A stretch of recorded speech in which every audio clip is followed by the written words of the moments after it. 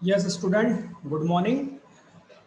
आज हम लोग चैप्टर 17 और हिंदी मीडियम अर्थशास्त्र का क्लास 12 आज पहला दिन है। बच्चों ध्यान रखना, हमने अभी माइक्रो कंप्लीट कर लिया है, जहाँ पर चैप्टर 12 मतलब 12 चैप्टर थे जहाँ पर वो हमने कंप्लीट कर लिए। उसके बाद हमने डायरेक्ट 17 चैप्टर पर आए हैं जो कि यूनिट 6 है ना। और ये काफ़ी आईएमपी यूनिट है, अच्छे नंबर की यूनिट है ये, और ये सरल है।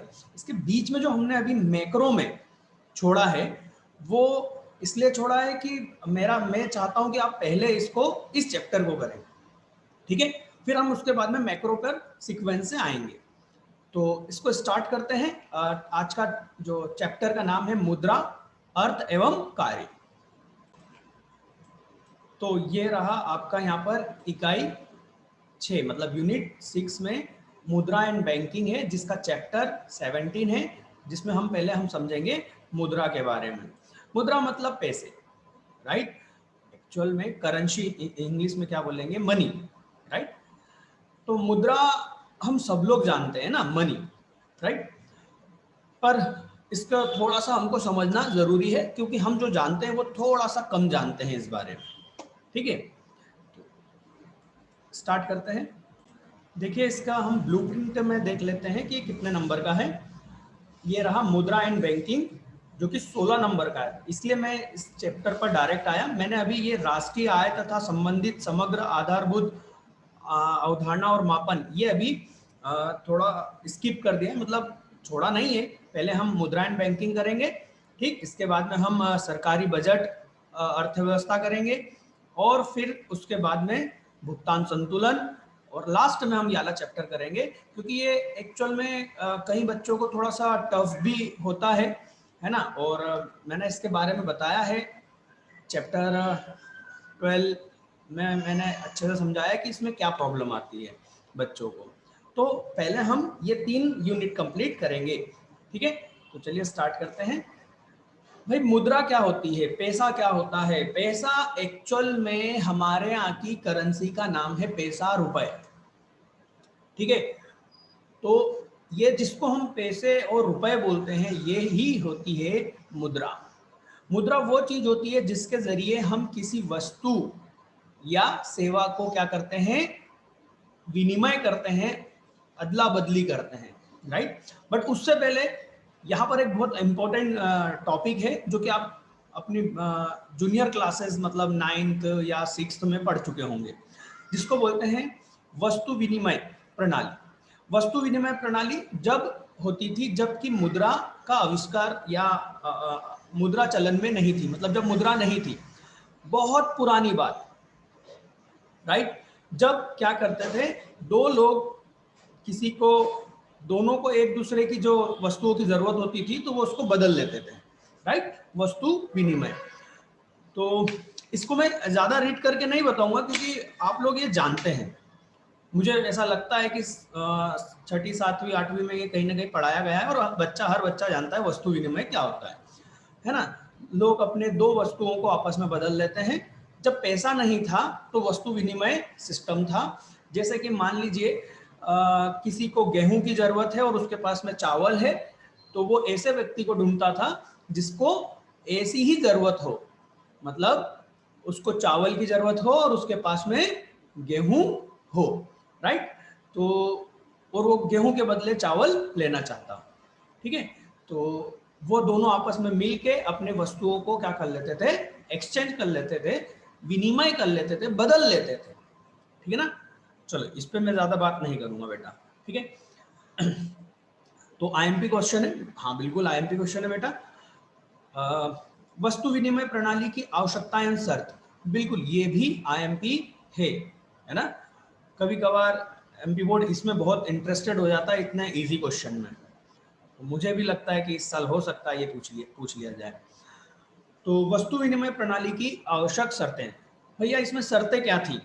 भाई सीमित आवश्यकताएं होनी थी। सॉरी, ये ज्यादा इतना इम्पोर्टेंट टॉपिक क्वेश्चन नहीं है, आवश्यक शर्तें इम्पोर्टेंट नहीं है इसमें। इसकी जो कमियां हैं, है ना, ये कठिनाइयाँ, वस्तु विनिमय प्रणाली की कठिनाइयाँ, ये ज्यादा आईएमपी है बजाय इसके, ठीक है, पर फिर भी हमको उसको समझना तो पड़ेगा। सीमित आवश्यकताएं, भाई आवश्यक शर्त ये थी कि वस्तु विनिमय प्रणाली केवल वहीं चल सकती है जहां पर व्यक्ति की आवश्यकताएं बहुत कम है। मतलब पुराने जमाने में देखो, ना कंप्यूटर था, ना मोबाइल था, ना कार थी, ना कोई लग्जरी चीजें थी, सिर्फ खाने की चीजें होती थी जिससे कि जीवन निकलता था। मतलब सिर्फ कृषि से रिलेटेड बहुत छोटी सी चीजें जो किसी एक गांव में ही उपलब्ध होती थी। देखिए कई चीजें ऐसी होती है अभी भी कि जो गांव में नहीं होती है और हम लोग शहर में आते हैं लेने। मतलब बस ये समझ लीजिए कि वो चीजें पहले नहीं थी, गांव में ही एक दूसरे की आवश्यकता पूरी हो जाती थी, जो कि बहुत छोटे लेवल कम चीजें थी, तो उनका अदला बदली आराम से हो जाती थी, आवश्यकताएं कम थी तो हो जाता था। ठीक है। दूसरा, सीमित विनिमय क्षेत्र। अभी बात करी मैंने कि एक छोटे क्षेत्र में ही ये सारी चीजें होती थी, तो यह आसानी से हो जाता था और आवश्यकताएं सीमित होती थी। ठीक है। आर्थिक दृष्टि से, आर्थिक दृष्टि से समाज का पिछड़ापन, ये कहां पर होता था? जहां पर समाज का पिछड़ापन हो, मतलब आर्थिक, देखो सीधी सी बात है, जहां मुद्रा ही नहीं है वो तो पिछड़ा हुआ है ना। अफ्रीका के जंगल देख लो अभी भी, है ना, डिस्कवरी पे या नेशनल ज्योग्राफी पे बताते हैं, वहाँ मुद्रा नहीं चलती, वहाँ आज भी लोग शिकार करते हैं रोज, छोटे छोटे उनके कस्बे हैं, वहाँ पैसा नहीं चलता है, राइट। तो वहाँ पर ये वस्तु विनिमय प्रणाली हो सकती है। अशिक्षा, अज्ञानता, ठीक है, जिनको हिसाब किताब करना ना आता हो समझ में, है ना, ऐसी जगह वस्तु विनिमय प्रणाली चलती थी। ठीक। तो इतना खास नहीं है, बाकी हाँ ये पॉइंट ध्यान रख के जाना, सीमित आवश्यकताएं, सीमित विनिमय क्षेत्र, ये 4 पॉइंट जरूर ध्यान से याद रख के जाना। गलती से पूछ ले तो हम छोड़ के ना आए उसको, है ना, हम लिख सके, और मन से लिखना है, इसमें कोई ऐसा ज्यादा रट्टा मार के याद करके नहीं जाना है।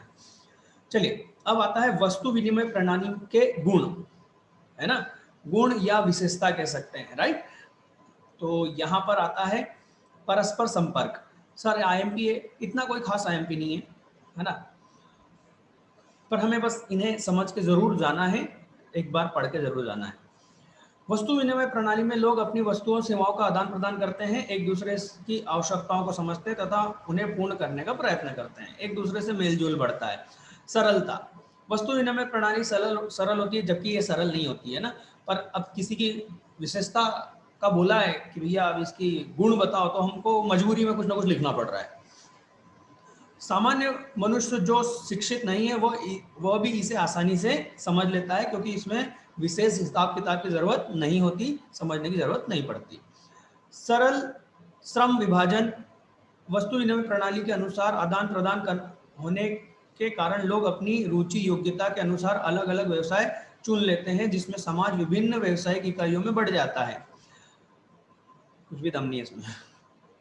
सरल हो गया, छोटे पैमाने के उत्पादन, मतलब छोटे लेवल पे अभी मैंने बताया था, कम वस्तुएं, छोटी चीजें, और बड़े बड़े उद्योग नहीं हो सकते, छोटी छोटी चीजें होती थी, एक ही व्यक्ति किसी चीज का उत्पादन करता था और उसको वो मार्केट में या गांव में उसको बेच, वस्तु के साथ में विनिमय करता था। ठीक है। और 5वां गुण ये हो गया कि मुद्रा के जो दोष हैं उससे हमको भी मुक्ति मिल जाएगी। ऐसा कुछ नहीं है खास मुद्रा के कोई दोष, पर फिर भी यहाँ पर तारीफ करने के लिए कहा गया है। तो चलिए, वस्तु विनिमय प्रणाली की कठिनाइयाँ, ठीक है। तो वस्तु विनिमय प्रणाली की कठिनाइयों में पहली कठिनाई क्या थी? ये आईएमपी है, राइट, इसको ध्यान रखना। दोहरे संयोग का अभाव।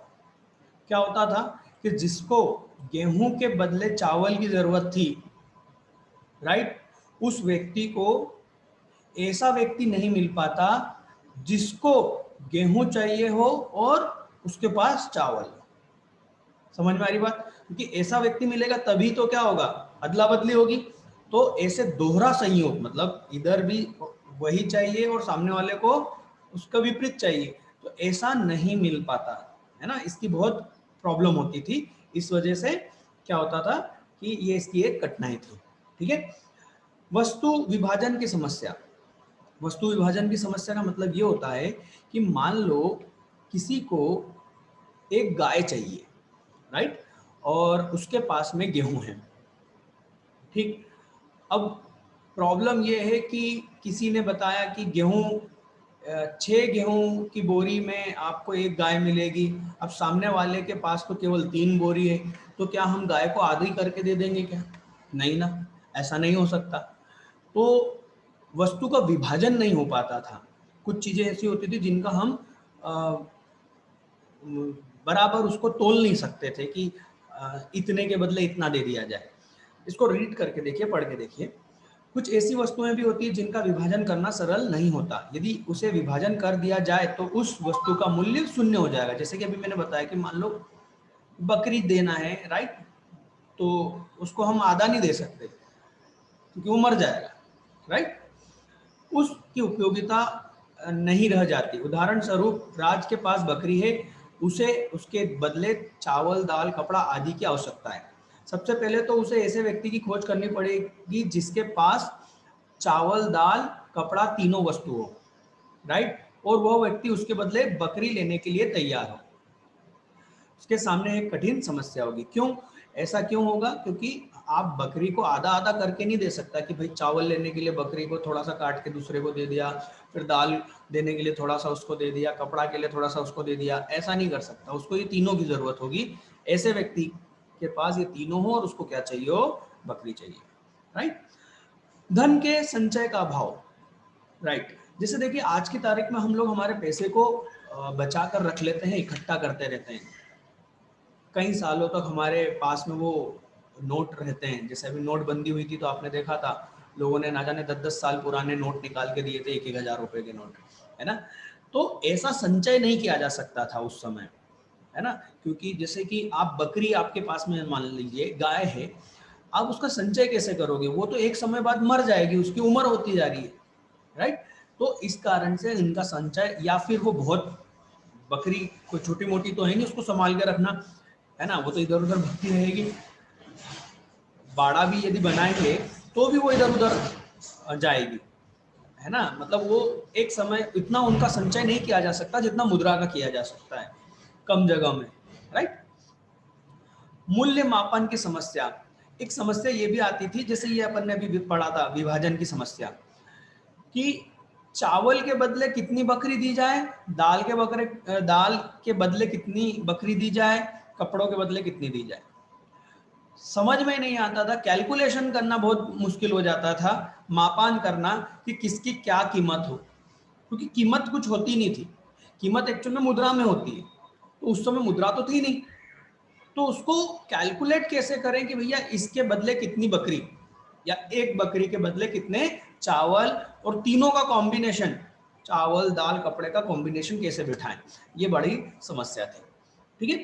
तो मुद्रा मापन की समस्या, उसको माप नहीं सकते थे क्योंकि एक फिक्स प्रचलित चीज नहीं थी। देखो वस्तु विनिमय प्रणाली में सर्वमान्य मूल्य मापक का अभाव था। मतलब एक ऐसी चीज जो कि किसी चीज को मापने का काम करती हो, और वो है मुद्रा।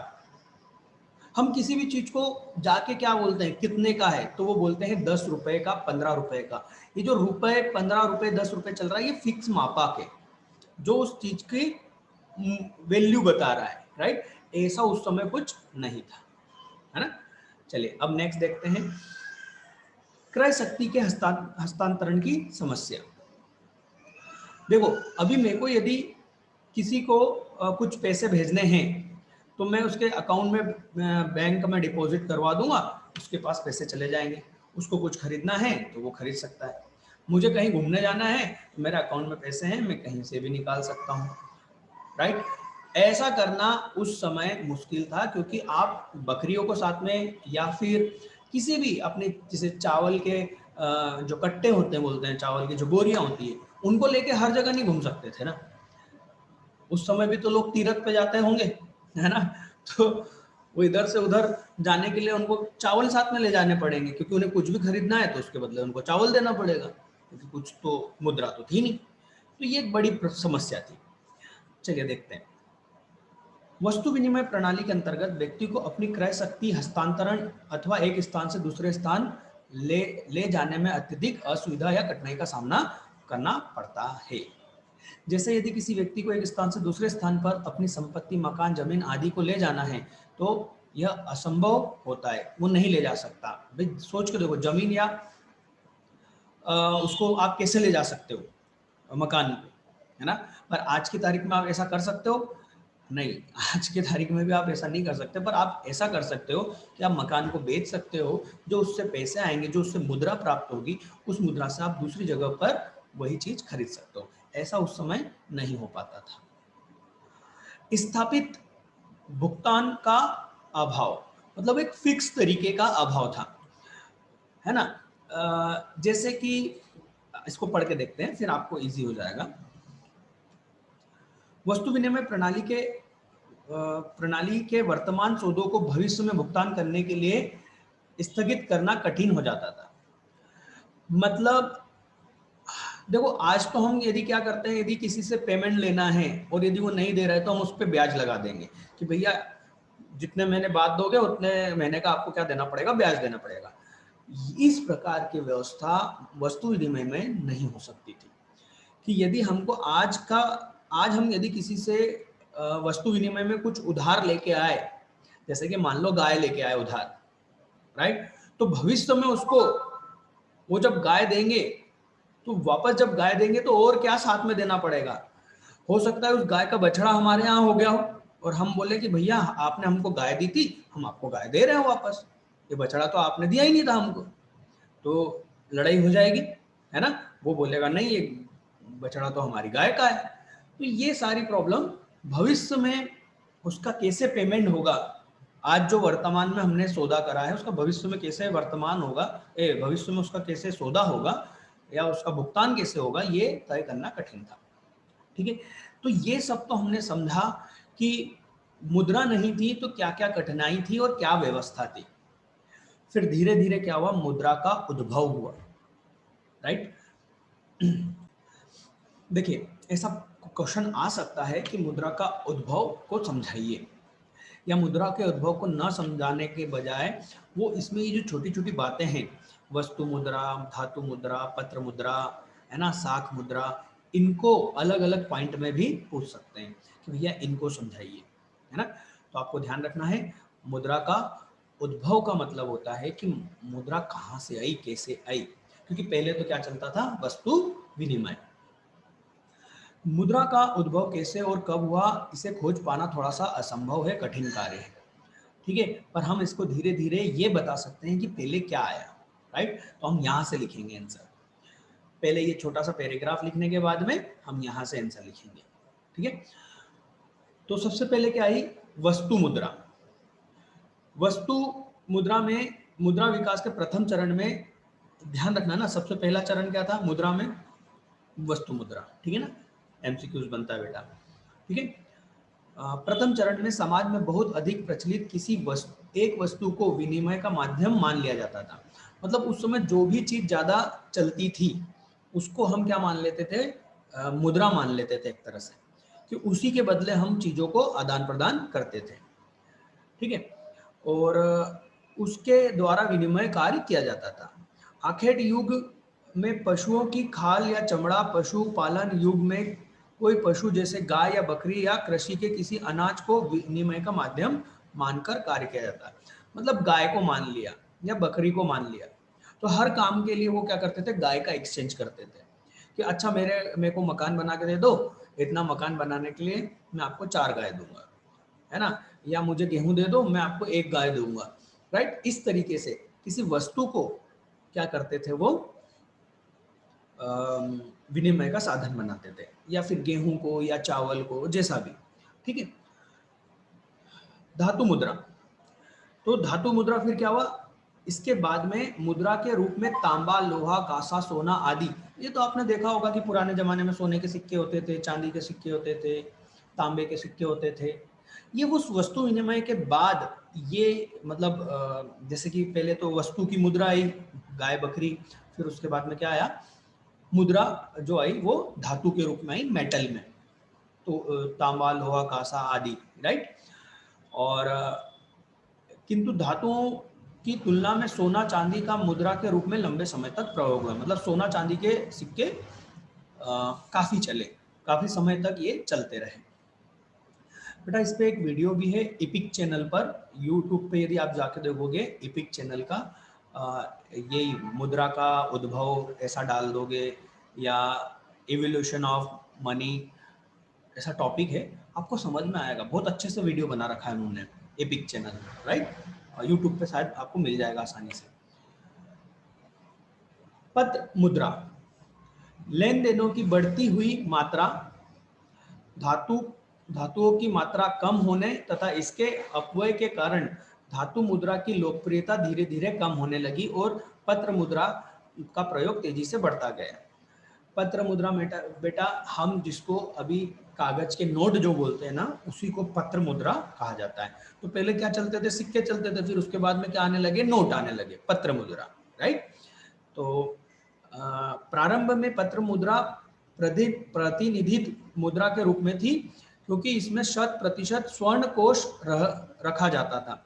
मतलब क्या होता था, ये जो स्वर्ण कोष रखा जाता था, ये एक्चुअल में अभी आपको नहीं समझ में आएगा, है ना। धीरे धीरे हम इसको चैप्टर को पढ़ेंगे तब जाके समझ में आएगा इस 100% स्वर्ण कोष का मतलब, ठीक है। तो पत्र मुद्रा आई, पत्र मुद्रा के बाद में साख मुद्रा। साख मुद्रा का मतलब कि आपने 11th में पढ़ा होगा, बिल्स रिसेबल, बिल्स पेबल, है ना, विनिमय साध्य विलेख, राइट। देय पत्र बिल और प्राप्य बिल आपने पढ़ा होगा, उन्हीं को हम क्या बोलेंगे, साख मुद्रा बोलेंगे। चेक चेक चेक देखा होगा आपने, चेक के थ्रू अपन पेमेंट करते हैं, है ना, मुद्रा नहीं है पर वो चेक ही आपस में क्या हो गई, मुद्रा हो गई। तो चेक, हुंडी, बिल आदि को हम क्या कहेंगे, साख मुद्रा कहेंगे। क्या हो सकता है बेटा इसमें, एमसीक्यूज कैसे बन सकते हैं, इसमें से वो कोई सी भी चीज दे देंगे कि पूछ लेंगे बताओ गाय को मुद्रा के रूप में कहेंगे तो वो कौन सी मुद्रा होगी, वस्तु मुद्रा होगी, धातु मुद्रा होगी, पत्र मुद्रा होगी, साख मुद्रा होगी, ठीक है। या फिर वो चेक को लिख देंगे कि चेक कौन सी मुद्रा है, साख मुद्रा है, पत्र मुद्रा है, धातु मुद्रा है, वस्तु मुद्रा है, कौन सी मुद्रा है, राइट। वो ये भी कह सकते हैं कि लोहे के सिक्के कौन सी मुद्रा है। इस तरीके से वो कुछ भी पूछ के आपको 4 ऑप्शन दे सकते हैं। या बोल सकते हैं कि धातु मुद्रा में सम्मिलित नहीं है, तो वो बोल देंगे तांबे का सिक्का, लोहे का सिक्का, कांसे का सिक्का और बकरी, राइट। तो ऐसा वो कुछ भी एक एमसीक्यू यहां से बना सकते हैं, इसलिए इसको समझना जरूरी है, ठीक है। चलिए नया टॉपिक आता है, मुद्रा का अर्थ और परिभाषा। अब जाके हम यहाँ पर समझेंगे कि भैया मुद्रा का अर्थ क्या है, ठीक है। तो मुद्रा एक ऐसी वस्तु है, सर आवश्यक, सर आईएमपी है क्या, पहले तो बेटा चैप्टर्स को समझने की कोशिश करो, क्योंकि सिर्फ हर चीज को रट के आंसर लिखना ही है तो मार्केट में बहुत छोटी छोटी बुक्स हैं जिसमें आईएमपी क्वेश्चन आते हैं, राइट, और उसमें से 50% का तो बैठ ही जाता है। तो प्लीज बार बार इस चीज को मत दिमाग में लाइए कि आईएमपी आईएमपी आईएमपी। यदि आपको एक एक नंबर वाले जो क्वेश्चन करने हैं तो आपको चैप्टर को समझना होगा, ठीक। और समझ के चीजों को जब हम लिखते हैं तो उसमें ज़्यादा लोड नहीं रहता है, हमें दिमाग में ज़्यादा जोर नहीं डालना होता है। इसलिए धीरे धीरे समझिए, जहाँ जहाँ लगेगा मैं वहाँ पर आपको बताऊंगा कि ये कितना आईएमपी है, नहीं है, ठीक है, जैसे अभी भी बताया मैंने। तो मुद्रा एक ऐसी वस्तु है जिसे विस्तृत रूप में विनिमय के माध्यम, मूल्य के मापन तथा मूल्य के संचय के साधन के रूप में स्वतंत्र एवं सामान्य रूप से स्वीकार किया जाता है। एक्चुअल में बताऊं बेटा, जो आपने वस्तु विनिमय की कठिनाइयां पढ़ी थी ना, वही इसकी विशेषता है और वही इसकी परिभाषा है कि उन कठिनाइयों के कारण ही मुद्रा का आविष्कार हुआ, मतलब मुद्रा का उद्भव हुआ। देखो आपने यहाँ देखा था ये कि दोहरे संयोग का अभाव, है ना, ये मूल्य मापन में समस्या, धन संचय में अभाव, है ना, और इसके बाद में आपने देखा था क्रय शक्ति का हस्तांतरण, है ना, एक स्थापित भुगतान का अभाव। ये सभी जो वस्तु विनिमय की जो समस्याएं थी, उन समस्याओं को ही धीरे धीरे इस मुद्रा ने क्या करा, खत्म करा और अपनी एक जगह बनाई। तो इसकी परिभाषा में यही शब्द आएंगे, देखो, विस्तृत रूप से विनिमय के माध्यम, विनिमय का माध्यम है मुद्रा। क्या है? विनिमय का माध्यम है। मुद्रा के जरिए आप किसी वस्तु का क्या कर सकते हो, विनिमय कर सकते हो, आदान प्रदान कर सकते हो। मूल्य का मापक, हमने पढ़ा था मूल्य मापन में समस्या आती है, तो ये उसकी वस्तु की, किसी चीज की कितनी कीमत है, ये हम काय में माप सकते हैं, मुद्रा में माप सकते हैं। मूल्य के संचय में के साधन, हमने देखा था कि वस्तु विनिमय प्रणाली में मूल्य, जो वस्तु थी उनको संचय करना बड़ा मुश्किल हो जाता था। तो ये मूल्य का संचय मतलब इकट्ठा करना है ना, के साधन इसमें है, स्वतंत्र है और सभी लोग इसको स्वीकार करते हैं, सामान्य रूप से सभी लोग इसको स्वीकार करते हैं। ठीक है, अब इसकी परिभाषाएं देख लेते हैं, परिभाषाएं क्या बोलती हैं। तो इसकी परिभाषाएं वैसे तो काफी है ना, तो हम इसमें से कौन सी परिभाषा देखेंगे? देखिए, आप यहाँ देखेंगे तो काफी सारी परिभाषाएं दी गई है, राइट। हम सारी परिभाषाएं तो नहीं पढ़ सकते, ना याद रख सकते, जरूरत नहीं है। सिर्फ ये देखिए कि वर्णनात्मक परिभाषा में ये दो याद रखना आपको, कि कार्ल बोर्न ने क्या कहा था और हार्टले ने क्या कहा था, है ना, क्योंकि ये एमसीक्यूज में बन जाता है कि भैया मुद्रा वह है जो मुद्रा का कार्य करे, किसने कहा था, तो हमको ये बताना पड़ेगा, राइट, है ना। और मुद्रा वह है जो मूल्य मापक या भुगतान का साधन है, ये इन्होंने कहा था। ठीक, इस प्रकार से अलग अलग अर्थशास्त्रियों ने अलग अलग उद्देश्य के हिसाब से मुद्रा की परिभाषाएं दी।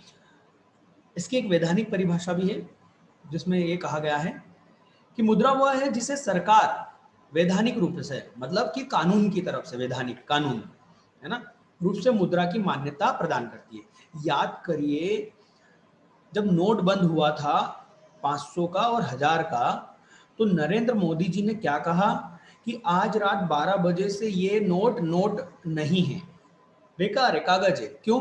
क्योंकि प्रधानमंत्री नरेंद्र मोदी कौन है? सरकार, राइट। और सरकार ने क्या डिसीजन लिया कि भैया अब से ये 1000 का नोट और 500 का नोट बंद होता है। तो वो नोट क्या हो गए? कागज के रूप में बदल गए। बात समझ में आ रही है? अब वो 1000 रुपए का नहीं है, 500 का भी नहीं है। तो मुद्रा वो है जिसको सरकार बोल दे कि ये मुद्रा है, ये नहीं है। तो ये इसकी क्या हो गई? वैधानिक परिभाषा। अब सर हम कौन सी परिभाषा लिखेंगे? बेटा आप इनमें से कोई सी भी परिभाषा नहीं लिखोगे। हाँ, आपको एग्जामिनर पर इंप्रेशन झाड़ना है, बिल्कुल झाड़ना, इंप्रेशन बनाए रखना बहुत जरूरी है आपकी बुक कॉपी में। तब आप ये दोनों में से कोई सी भी एक लिख सकते हो हैं उनके नाम के साथ में। बेटा मेरी बात ध्यान से सुनना, यदि आप कॉपी चेक करने वाले टीचर जो भी हैं उन पर एक अपना अच्छा प्रभाव डालना चाहते हैं कि ताकि आपको वो अच्छे नंबर दें, तो कोशिश करें कि जब भी हम किसी की परिभाषा लिखें तो वो किसने दी है उसका नाम जरूर लिखें। ऐसा लिखने से ये बहुत ज़्यादा इंप्रेसिव हो जाता है। ठीक है, तो हम एक परिभाषा लिख सकते हैं जो कि ये यहाँ पर है, जिसको हम क्या बोलते हैं? उचित परिभाषा। मतलब जो व्यक्ति ने इतनी सारी परिभाषाएं पढ़ ली, उसको क्या समझ में आया वो यहाँ पर लिख रहे हैं कि कुल मिला के हम ये बोल सकते हैं भैया मुद्रा क्या होती है। तो मुद्रा एक ऐसी वस्तु है जो समाज में विनिमय के माध्यम, मूल्य के मापन, विनिमय का माध्यम समझ में आ गया ना, अदला बदली का एक माध्यम है ना। हमको मोबाइल लेना है तो हम क्या देते हैं? पैसे। तो मोबाइल के बदले हमने क्या दिया? पैसा दिया ना, मुद्रा दी ना। ठीक, मूल्य के मापन, मोबाइल कितने का? 10,000 का। तो ये कैसी कीमत निकाली? मुद्रा में निकाली ना, 10,000 रुपए का, है ना। स्थगित भुगतान के मान, स्थगित भुगतान मतलब जिसका भविष्य में हम पेमेंट कैसे करेंगे? आज 10,000 रुपए किसी से लिए तो भविष्य में हम उसको 10,000, और यदि वो चाहेगा तो हमको उसको ब्याज भी देना पड़ेगा। वो किस पे गणना होगी? 10,000 रुपए पर ब्याज की गणना होगी। तथा मूल्य के संचय के माध्यम, हम पैसों को इकट्ठा करके संचय कर सकते हैं, माध्यम के रूप में स्वतंत्र और विस्तृत तथा सामान्य रूप से लोगों द्वारा स्वीकृत की जाती है। इसको हम अभी पहले भी बता चुके थे यहाँ पर, वही बात है ना, हमने समझ ली थी। चलिए, तो ये क्या हो गई, मुद्रा का अर्थ हो गया, परिभाषा हो गई। अब आते हैं मुद्रा के कार्य। चलिए स्टूडेंट, तो अगला टॉपिक है हमारा मुद्रा के कार्य। तो आईएमपी है, बिल्कुल आईएमपी है। आंसर काफ़ी बड़ा है, आप यदि देखेंगे तो ये आपको दिखेगा। देखिए कितना बड़ा आंसर है। मुद्रा के कार्य, प्राथमिक कार्य, गौण, सहायक कार्य और आकस्मिक कार्य, ठीक, और अन्य कार्य। तो काफ़ी बड़ा आंसर है। इसमें से ये पूरा एक साथ तो नहीं पूछा जाएगा, है ना, टुकड़ों में पूछा जाएगा। हाँ, क्वेश्चन ऐसा भी बनता है, मुद्रा के कार्य क्या है बताइए, ठीक है। तो पहले हम समझ लेते हैं, फिर मैं इसके कैसे क्वेश्चन बनेगा वो भी बता दूंगा, ठीक है। चलिए, तो स्टार्ट करते हैं। मुद्रा के पहला जो कार्य है, मुद्रा का प्राथमिक कार्य। प्राथमिक मतलब पहला कार्य, राइट, मुख्य, है ना, इसको मुख्य कार्य के रूप में भी पूछा जा सकता है। मुद्रा का प्राथमिक कार्य से आशय उन कार्य से है जो मुद्रा ने प्रत्येक काल मतलब किसी भी समय, प्रत्येक देश मतलब किसी भी देश में, प्रत्येक स्थिति में किए हैं, है ना, वो काम जो जो हर जगह मुद्रा ने किया है। इसे आधारभूत या मौलिक कार्य भी कहा जाता है। अंडरलाइन कर लो इस बेटा, इस पॉइंट को, क्योंकि क्वेश्चन ऐसा भी पूछा जा सकता है, मुद्रा के आधारभूत या मौलिक कार्य बताइए, ठीक। मुद्रा के प्राथमिक कार्य दो भागों में बांटे गए हैं। पहला, विनिमय का माध्यम, दूसरा मूल्य मापक। विनिमय का माध्यम हम कई बार इस अभी 15-20 मिनट आधे घंटे के वीडियो में हम लोग समझ चुके हैं। भाई, वस्तुओं को विनिमय विनिमय मतलब अदला बदली करने के लिए हमें किसी चीज की माध्यम की जरूरत थी जिसके जरिए हम ऐसा कर सकते हैं, तो वो क्या है, मुद्रा है। मुद्रा का सबसे प्रथम कार्य क्या है, उसके जरिए वस्तुओं का क्या हो सके, विनिमय हो सके, राइट। मुद्रा का सबसे महत्वपूर्ण कार्य विनिमय के माध्यम के रूप में कार्य करना है। मुद्रा में सामान्य स्वीकृति का गुण होने के कारण, सर सामान्य स्वीकृति कहने का मतलब ये है कि जब आप मार्केट में इंडिया में किसी भी कोने पर जाओ, वो कोई चीज़ खरीदना चाहते हो, तो आप उसको, हमारे इंडिया की जो करेंसी है जिसको बोलते हैं रुपए, यदि आप रुपए दोगे तो वो ले लेगा। वो ये नहीं कहेगा कि नहीं नहीं नहीं, ये रुपए तो हमारे यहाँ नहीं चलता, है ना। तो मुद्रा वो है जिसको हर व्यक्ति किसके रूप में, विनिमय के माध्यम के रूप में स्वीकार करता है, और जो इसका काम करता है, मतलब कि विनिमय का काम करता है, माध्यम का। वस्तुओं सामान्य स्वीकृति होने के कारण विभिन्न वस्तुओं के लेन देन प्रत्यक्ष न होकर मुद्रा के माध्यम से होते हैं। मतलब हम वस्तुओं को अदला बदला नहीं करते हुए पैसे के रूप में हम उस चीज को खरीदते हैं या बेचते हैं, राइट। विनिमय के माध्यम का कार्य करके मुद्रा ने वस्तु विनिमय प्रणाली की कठिनाइयों को समाप्त कर दिया है। ये क्या है, ज्ञान है, ये कोई बात नहीं लिखने की, पर आपको यदि आंसर को बड़ा करना है तो वही मैं बताऊंगा अभी आपको, है ना। तो आंसर को बड़ा करना है तो ये लाइन लिखना है, नहीं तो नहीं लिखना है ना। आप अपनी वस्तुओं को मुद्रा के बदले में बेच सकते हैं और इससे से प्राप्त मुद्रा से से अपनी मन चाहे कोई भी वस्तु खरीद सकते हैं, ठीक है। चलिए, अब आता है मूल्य का मापक। तो मुद्रा का सबसे महत्वपूर्ण दूसरा कार्य यह है कि वो किसी भी चीज को, वस्तु को, उसकी उसकी कितना मूल्य है इसको व्यक्त करने में आसानी देता है। जैसे हम किसी से भी कुछ भी पूछते, भैया ये कितने का है, तो वो बताता है 50 रुपए का, 10 रुपए का, 20 रुपए का, मुद्रा में बताता है। ऐसा तो नहीं बताता है कि भैया इसके बदले 2 बकरी लगेगी है ना। तो मूल्य का मापक, मूल्य मापक मुद्रा का दूसरा प्राथमिक कार्य है। मुद्रा के इस कार्य को लेखे अथवा हिसाब की इकाई भी कहा जाता है। मतलब हम किस हिसाब से लिखें, है ना, लेखे के हिसाब से, ठीक है। मुद्रा अर्थव्यवस्था में सामान्य मूल्य के मापक के रूप में कार्य करता है। अर्थव्यवस्था आप जानते हो, उसमें सामान्य मूल्य मापक के रूप में कार्य करता है। यह मूल्य के मापदंड अथवा सर्वमान्य मापक जिससे अन्य सभी वस्तुओं की तुलना की जा सकती है का कार्य करती है, ठीक है। ये हो गया भैया। अब इसमें क्वेश्चन क्या बन सकता है, सीधा सीधा एक क्वेश्चन बन सकता है कि मुद्रा के प्राथमिक कार्य बताइए। तो भैया क्वेश्चन 4 नंबर में भी पूछा जा सकता है, 3 नंबर में भी पूछा जा सकता है और 5 नंबर में भी यही पूछा जा सकता है। 5 नंबर में पूछा है तो आपको इतना तो लिखना ही चाहिए एग्जाम्पल सहित, राइट। 3 नंबर में पूछा है तो थोड़ा थोड़ा इनकी 2-2 लाइन लिखना पड़ेगी, राइट। इसके बाद में हम आते हैं मुद्रा के गुण कार्य। बिल्कुल 5 नंबर में आसानी से ये प्रश्न पूछा जाता है, मुद्रा के गुण कार्य। फिर गौण कार्य का मतलब होता है सहायक। देखिए मेन 2 कार्य तो हमने अभी देख लिए, इसके अलावा और क्या क्या करता है वो देख रहे हैं, है ना। तो भाई मूल्य का संचय किया जा सकता है। भाई सिंपल सी बात है कि मुद्रा को हम क्या कर सकते हैं, आसानी से संचय कर सकते हैं। मतलब मुद्रा किसी भी चीज का मूल्य को संचय करने में हमारी मदद करेगा। हम पैसे को इकट्ठा रख सकते हैं, है ना, बचाकर। मुद्रा मूल्य के संचय के रूप में महत्वपूर्ण कार्य करती है। प्रत्येक व्यक्ति अपनी आय का कुछ अंश सदैव बचाना चाहता है।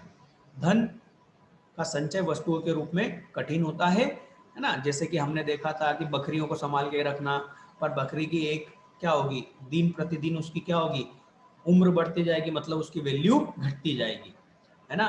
दूसरी वस्तुएं जैसे कि नाशवान वस्तुएं, दूध, मछली, अंडा, इनको अपन ज्यादा समय तक अपने पास नहीं रख सकते, इनकी वैल्यू क्या होती जाएगी, गिरती जाएगी, ठीक है। टिकाऊ वस्तुओं के साथ में टिकाऊ वस्तुएं क्या करती है, स्थान घेरती है ना।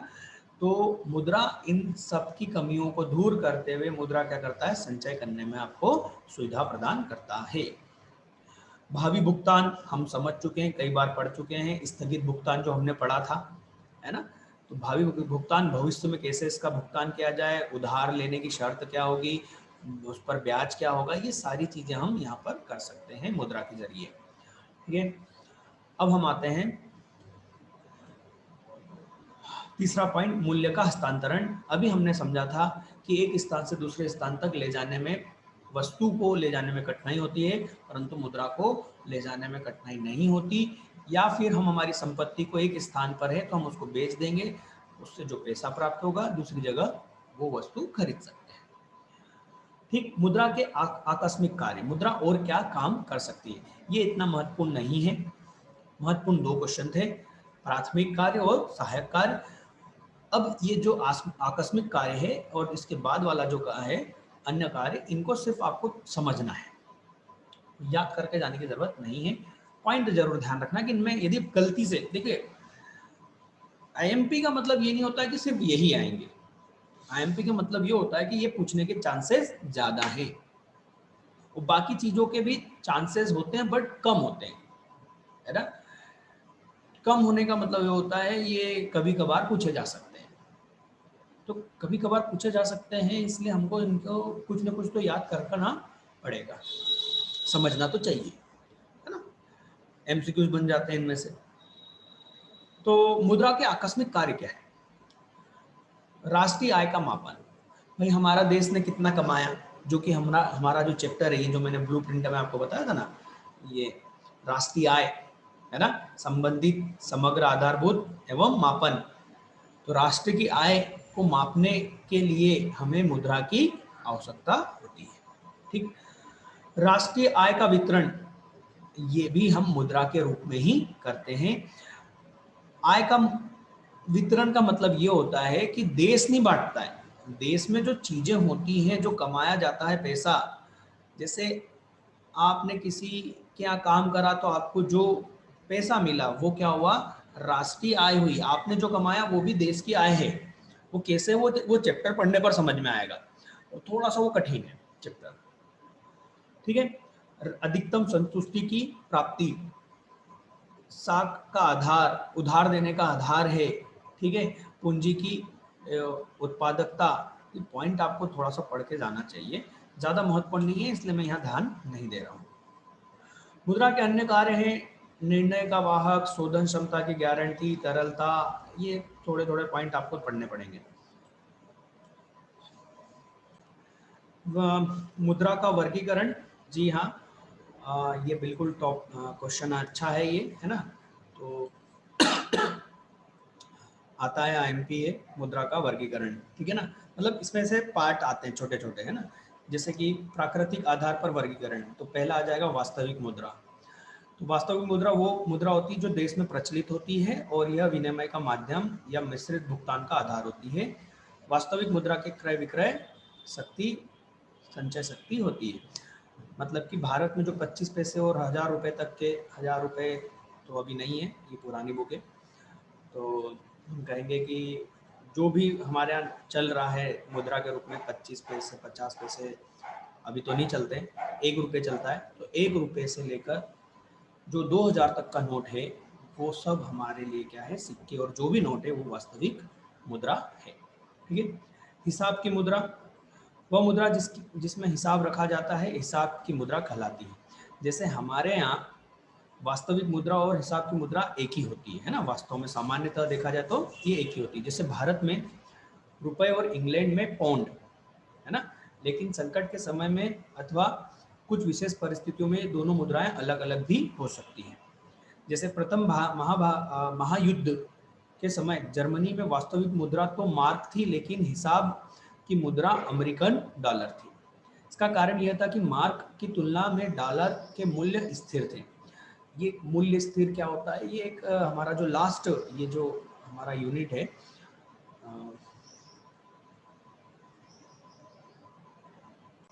ये हमारा यूनिट है कौन सा, भुगतान संतुलन, है ना।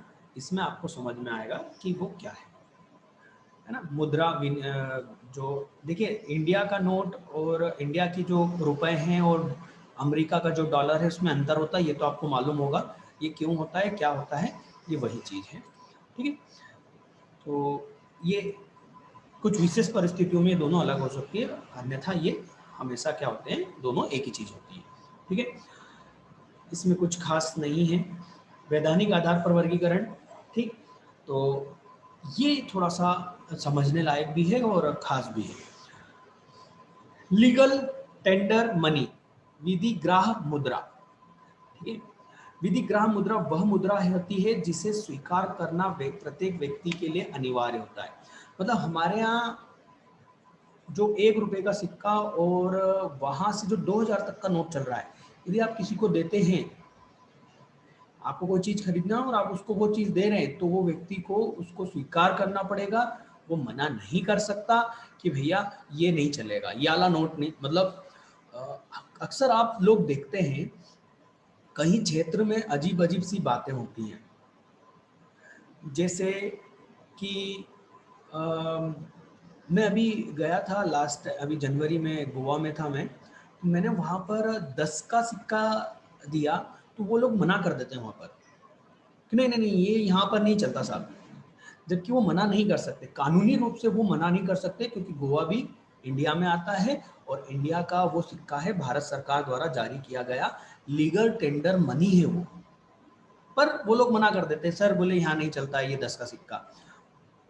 और पता चला कि वहां पर, जैसे हमारे अभी एमपी में आपने 20 के सिक्के नहीं देखे होंगे, बट वहां पर मुझे 20 का सिक्का मिला और मैंने एक्सेप्ट कर लिया। मैं भी कह सकता था यार हमारे एमपी में 20 का सिक्का तो नहीं है, राइट, बट मैंने एक्सेप्ट किया क्योंकि मैं जानता हूँ ये लीगल टेंडर मनी है, इसको मना नहीं किया जा सकता और नहीं करना चाहिए। और हमें हमेशा ध्यान रखना चाहिए, कभी भी हमारी करेंसी को मना नहीं करना चाहिए। ये जो हम लोग गलत तरीके से करते हैं, कई ऐसे एरिया जाते हैं जहाँ पर हम 5 के सिक्के वो नहीं लेते, ये गलत है ना। आप उसकी कंप्लेंट कर सकते हो कि देखो ये 5 का सिक्का मेरा एक्सेप्ट नहीं कर रहा है। पर अक्सर हम लोग कंप्लेंट इसलिए नहीं करते क्योंकि कौन पड़ेगा माथा बच्ची में, है ना। तो ऐसे वैधानिक आधार पर हम देखा जाए तो मुद्रा को हम 2 भागों में बांट सकते हैं, जिसमें है विधिग्राह मुद्रा, मतलब कानूनी रूप से, ठीक, लीगल टेंडर मनी, ठीक है, जिसे हर व्यक्ति को स्वीकार करना ही होता है। इसके पीछे कानूनी शक्ति होती है। स्वीकार न करने की स्थिति में सरकार दंड देती है। क्लियर। विधिग्राह मुद्रा के भी 2 प्रकार होते हैं, सीमित विधिग्राह और असीमित। बिल्कुल पूछा जा सकता है, इसलिए इसको ध्यान रखें, है ना। सीमित विधिग्राह मुद्रा वह होती है जिसे एक निश्चित सीमा तक स्वीकार करना सभी के लिए कानूनी बंधनकारी, मतलब अनिवार्य है। जैसे भारत में 25 पैसे तक के सिक्के केवल 25 रुपए तक ही विधिग्राह है, मतलब यदि आप किसी व्यक्ति को 25 रुपए तक का पेमेंट कर रहे हैं तो आप उसको 25 पैसे के सिक्कों में कर सकते हैं, ठीक है।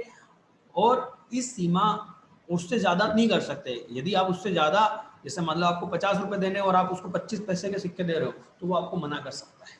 वो आपको बोल सकता है नहीं, आपको बाकी का, आप 25 रुपए तो मेरे को 25 पैसों में दे दो, बाकी के आपको मेरे को बढ़े हुए सिक्कों में देना पड़ेगा या रुपए में देना पड़ेगा। ऐसे ही 1000, इसमें नहीं लिखा है, 1000 तक का यदि आपको पेमेंट करना है तो आप एक एक के सिक्कों में कर सकते हो। आपको किसी को 500 रुपए देना है, 500 सिक्के ले जाके रख दो एक एक के, ये हो गया पेमेंट। सामने वाला आपको मना नहीं करेगा।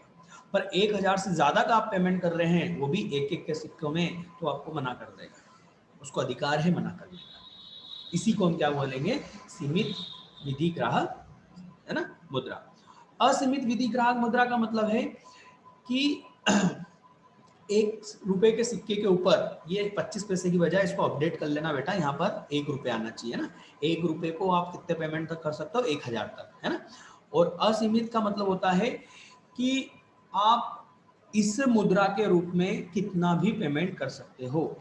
मतलब कि 1 रुपए को छोड़ दिया जाए तो उसके ऊपर जितना भी सिक्के आ रहे हैं बेटा, है ना, या जितने भी रुपए आ रहे हैं, 5 रुपए, 10 रुपए का नोट, 50 रुपए का नोट, 20 रुपए का नोट, 100 रुपए का नोट, 200 का नोट, 500 का नोट, 2000 का नोट, आप 1 करोड़, 2 करोड़, 10 करोड़, 20 करोड़, जितना भी आप पेमेंट करना चाहते हो वो नोट के रूप में, उन नोटों के रूप में कर सकते हो, सामने वाला आपको मना नहीं कर सकता। परंतु ये तो सिर्फ मुद्रा के हिसाब की परिभाषा है। यहाँ पर एक कानूनी दूसरी व्यवस्था भी देखनी पड़ती है कि रिजर्व बैंक ऑफ इंडिया हमारे यहाँ जो कंट्रोल करता है मुद्रा को, वो ये बोलता है कि भैया 20,000 से ज्यादा का भुगतान नगद में नहीं करना है। वो चीज अलग हो जाती है। बाकी अभी इस परिभाषा के अनुसार देखा जाए तो आप कितना भी बड़ा अमाउंट हो, उनको 1 रुपए के बाद की जितना भी चीजें हैं, जितने भी 5, 10, 20, 25 जो मैंने बताया, उसमें भुगतान कर सकते हो असीमित संख्या तक, ठीक है। दूसरा यहाँ पर मेन, जैसे वैधानिक आधार पर हम वैधानिक आधार पर 2 प्रकार की मुद्रा देख रहे हैं, विधिग्राही मुद्रा और दूसरी ऐच्छिक मुद्रा, ठीक है। ऐच्छिक मुद्रा वो होती है जिसे स्वीकार करना अथवा न करना व्यक्ति की इच्छा पर निर्भर होता है। जैसे कि मान लो मुझे किसी को पेमेंट करना है, राइट, तो मैं उसको चेक के थ्रू पेमेंट कर रहा हूं, तो वो व्यक्ति की इच्छा है, वो चाहेगा तो मेरे से वो चेक एक्सेप्ट करेगा, नहीं तो वो मुझे मना कर देगा, बोल देगा चेक नहीं चाहिए मुझे, आप तो मुझे नोट दो, वो मना कर सकता है मुझे। या फिर उसकी जगह वो बोल सकता है कि बैंक का डीडी बना के दे दो। बैंक का डीडी, बिल्कुल ये समझो कि आपने 1 लाख रुपए का डीडी बना के दिया है, डिमांड ड्राफ्ट बोलते हैं उसको बैंक का, वो 1 लाख का नोट जैसा काम करता है ना, तो उसको वो मना नहीं कर सकता। तो वो हो सकता है कि मुझे ये मना कर दे कि नहीं भैया चेक नहीं चलेगा, आप मेरे को डीडी बना के दे दो, तो वो चेक के लिए मना कर सकता है। तो इसको हम क्या बोलेंगे, ऐच्छिक मुद्रा, सामने वाले की इच्छा पर निर्भर करेगा, ठीक है। बिल्स रिसीवेबल, बिल्स पेबल, यदि मेरे को किसी को पे करना है और सामने वाला मना कर दे कि नहीं भैया मुझे तो आप दूसरी कोई सी चीज दीजिए, मैं ये नहीं लूंगा, ठीक। इस प्रकार वैधानिक आधार पर 2 प्रकार की मुद्रा हो गई, विधिग्राही और ऐच्छिक। अब यहाँ पर आते हैं पदार्थ के आधार पर वर्गीकरण, है ना। तो पहला है धातु मुद्रा, जिसको आप अच्छे से जानते हैं।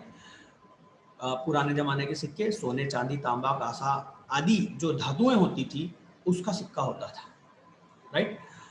प्राचीन काल में सोने धातु के चलते थे, उनका आंतरिक एवं बाहरी मूल्य बराबर होता था। अरे सर ये क्या है, देखो बेटा, अभी भी आप मार्केट में जाके सोने का सिक्का खरीद सकते हो।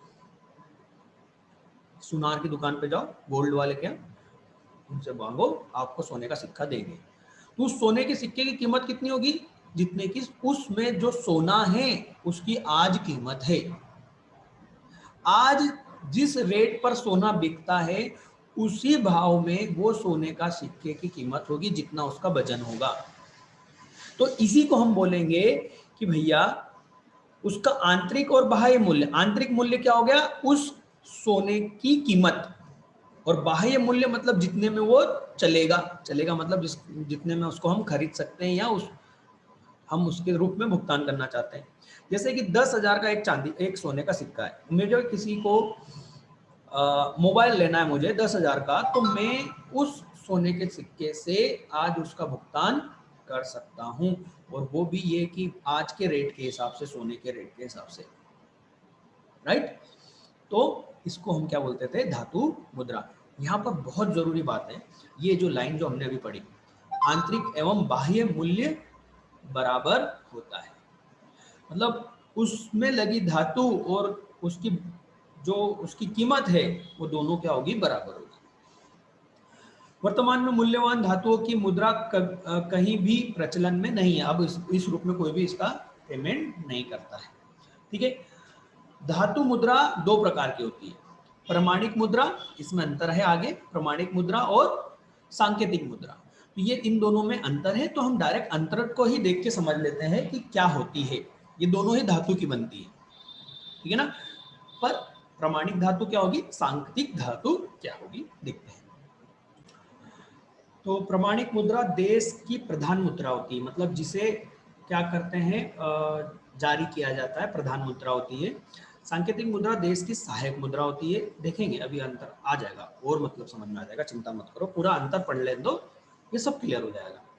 प्रमाणिक मुद्रा का अंकित मूल्य एवं वास्तविक मूल्य बराबर होता है, मतलब कि सोने का सिक्का जो रहेगा, उसका आंतरिक मूल्य और उसका जो वास्तविक मूल्य, मतलब जितने में वो चलेगा, जितने की वो धातु है उतने का ही वो बाजार में चलेगा, राइट। उसको हम क्या बोलेंगे, प्रमाणिक मुद्रा। आंतरिक मूल्य और वास्तविक मूल्य बराबर होता है। सांकेतिक मुद्रा का अंकित मूल्य इसके वास्तविक मूल्य से अधिक होता है। अंकित मूल्य मत जो उस पर लिखा है, जैसे कि नोट, हम लोगों को बचपन में एक चीज सिखाई गई थी कि जो नोट, हमारे नोट होते हैं उसमें वो जो लाइन होती है वो चांदी की होती है, और जितने का नोट है उतने उसमें अंदर चांदी होती है। ये एक अफवाह या एक मिथ मतलब क्या बोलते हैं, भ्रम जो था, बचपन में हम लोगों को बताया जाता था, है ना। कि क्या होता था कि हम पापा लोगों से या किसी से भी बड़े व्यक्ति से पूछ लेते थे कि इसमें ऐसा क्या होता है, तो वो ऐसे बोल देते थे कि इसमें जो लाइन दिख रही है इतने की चांदी है बेटा, 10 रुपए की। तो बचपन की बात है बेटा, बता रहा हूँ, वैसे इसको माइंड मत करना। तो हम लोग क्या करते थे कि उस नोट में से वो धीरे से चांदी की वो स्लिप निकाल लेते थे। हमको लगता था वो चांदी है, तो हम चांदी निकाल लेते थे और 10 का नोट मार्केट में दिखा जाते थे। तो हमको लगता था कि हमने बहुत अच्छा काम किया, हालांकि गलत काम था वो, और मालूम नहीं था, बचपना था, है ना।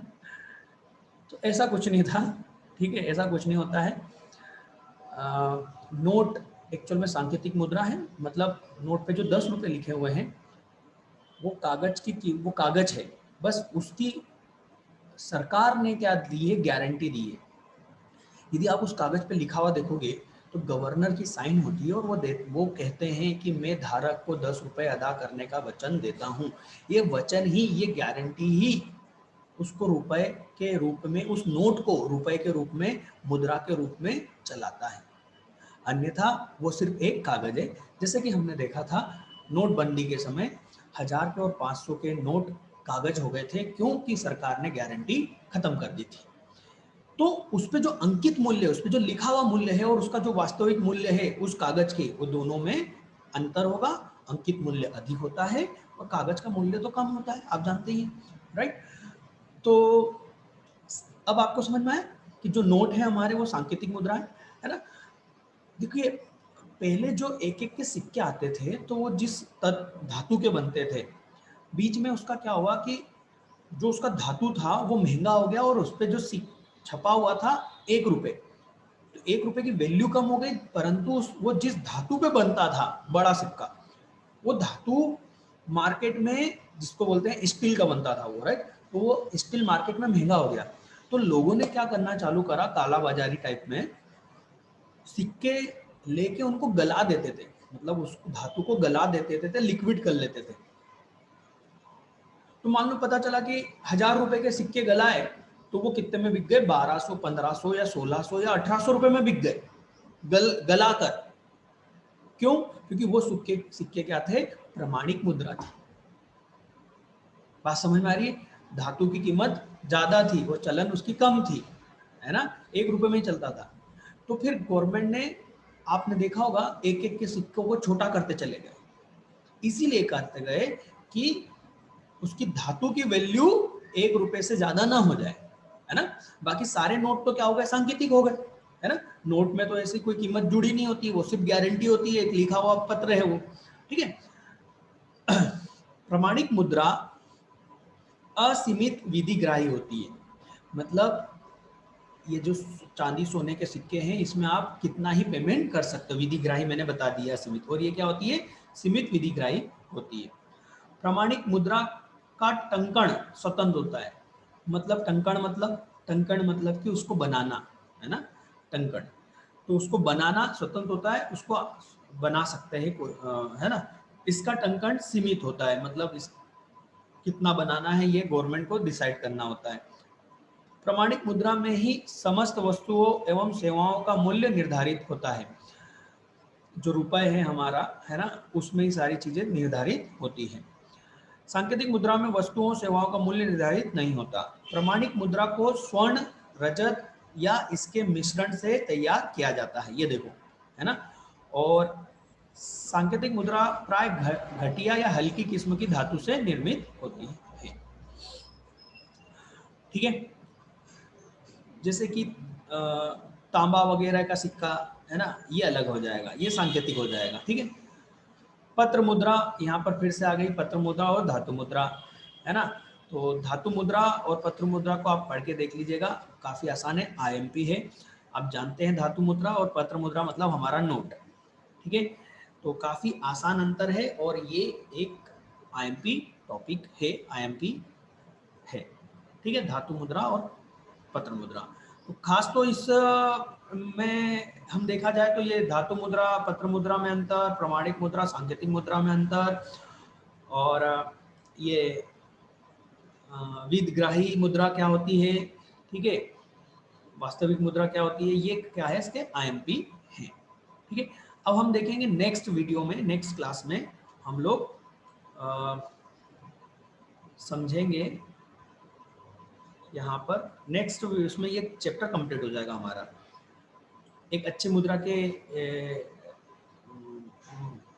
पदार्थ के गुण ये देखना है, और उसके बाद में देखना है मुद्रा का महत्व देखना है, और मुद्रा के दोष वगैरह तो मैं नहीं पढ़ाऊंगा, है ना। इसमें देखेंगे, फिर ये आ जाएगा यहाँ पर एक खास टॉपिक आ जाएगा बेटा,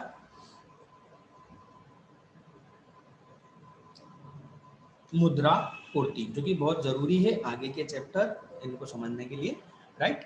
तो ये हम देखेंगे, तो कल के वीडियो में ये चैप्टर कंप्लीट हो जाएगा।